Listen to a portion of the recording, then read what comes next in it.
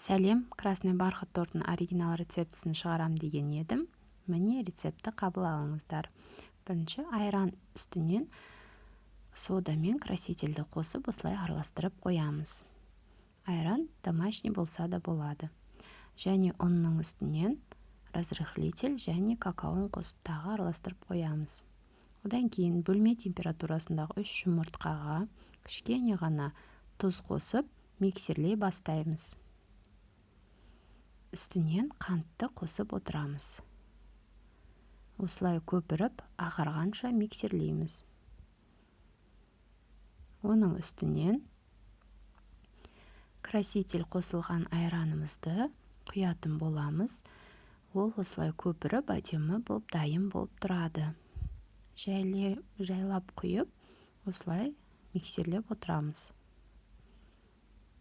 Оны араластырып болғаннан кейін үстінен сұйық майымызды құямыз. Және ұнды, оныңыз електен өткен болуы керек, және 3-4-ге бөліп осылай салып отырасыз. Сонда қамырымыз жақсы көтерілетін болады. Домашний торттарды ұнатсаңыз, лайк қоя кетіңіз. Міне осындай сұйықтықтағы қамыр пайда болады, қатты қою болмайды. Оны 5 минутқа қойып, кейін формаға салып, 180 градуста 10-12 минуттан пісіретін боламыз. Осы тестодан бізде 3 бөлік шығады, 3-ке бөліп пісіресіздер. Осы рецептпен красный бархат жасасаңыздар, өте нәзік, ерекше дәмді болып шығады. Міндетті түрде жасап көріңіздер.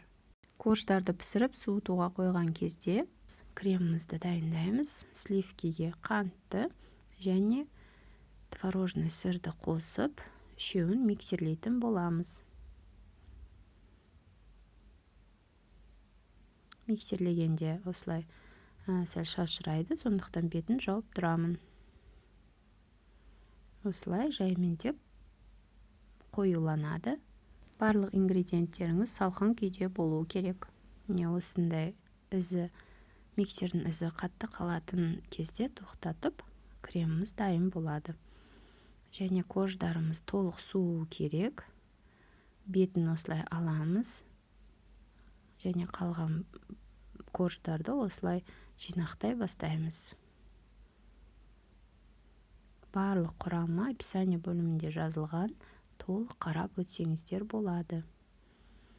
Қалған кремді осылай шетіне жағамыз.